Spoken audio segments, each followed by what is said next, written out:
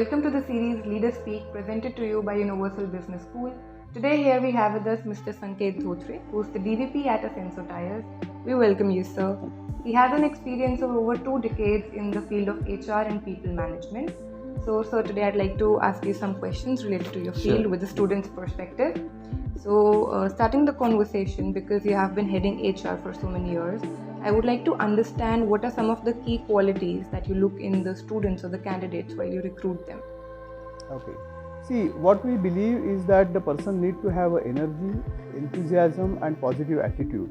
Because we do believe in the system of education wherein whoever comes out from the educational institute, they normally learn all their subjects, they are expert into that, and that's the reason they get their degree. But what is more important on the job is the attitude of the person, and that's where the positive energy, enthusiasm and attitude comes in picture. So that's what we would like to look out. And apart from that, also the energize others is also ability, the skill that we look out. So everybody needs to have that motivation factor. That's in right. them. Great. Okay, so I believe obviously there is this generation gap, and every generation has something new to bring with them. So while these days when you're recruiting the new employees, so what is that they bring to the table, and how do you think is the work culture changing with them? Yeah. See, with the new generation, what is definitely coming positive is that if I have to say that today's youth is a global youth in true sense. So they have got the exposure. They almost know everything what is happening in the globe. They are quite well educated, well aware. They are having the whole lot of knowledge available at their disposal, and that's probably brings the smartness, that brings the energy, that brings the new thought. And what I also find in today's generation is that they are not fearful, so they are quite open. So I think that's what is actually required, because if you have to be innovative, if you have to take the country ahead, your company ahead, then you have to speak out. You have to speak out. 10 things have to come as a thought, and then you have to finalize one. So I think today's youth is quite collaborative and quite energetic and quite passionate about their own choices. So with all these positive aspects, do you also feel that is there any gap, because the leadership still is held by more wiser, more experienced people, but they do hold on to their previous mindsets? So is there any kind of gap also existing there? Yeah, see, so while as I briefed you, that today's youth is a global youth, but at the same time what they need to do is that once they have decided their topic, they need to be focused on that. So how I would say is that earlier it used to be said that you need to be the master of one. Okay. Now the thing is that you need to be jack of all and master of one.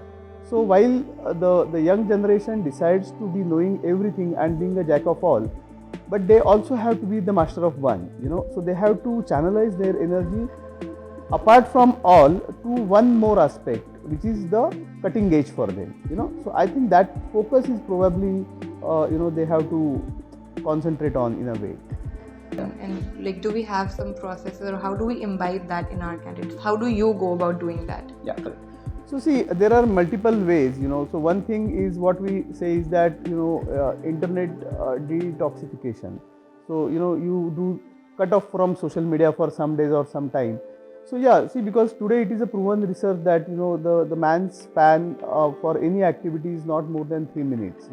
So after every 3 minutes you flip. Even you are looking out your best of the application like Facebook or WhatsApp, you flip after 3 minutes.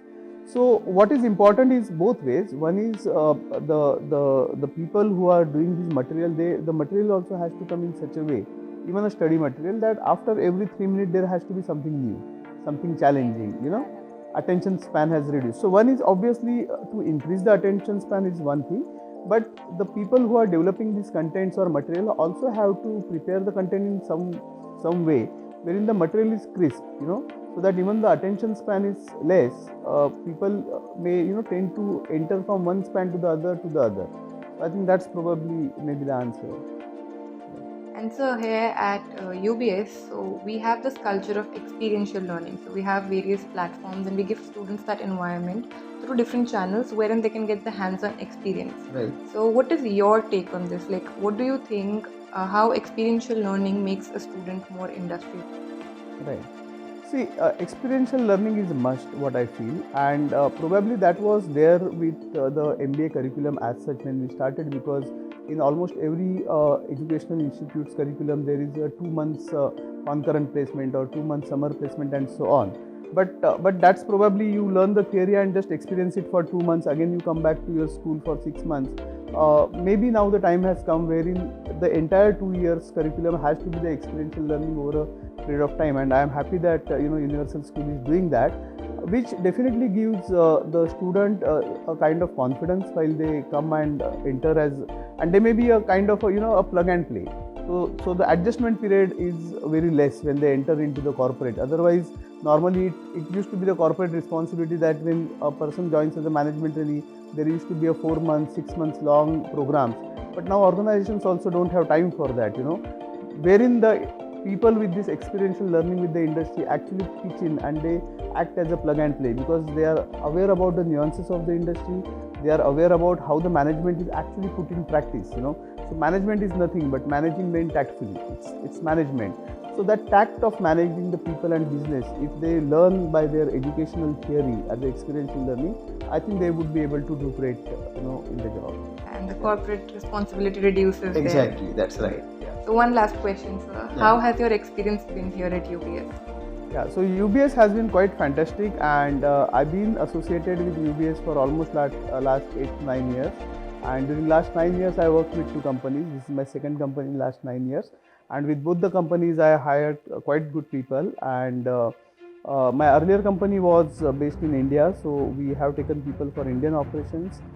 My current company, we have got 90% business, which is an international business, and we've been recruiting for last 3 years for international placements. And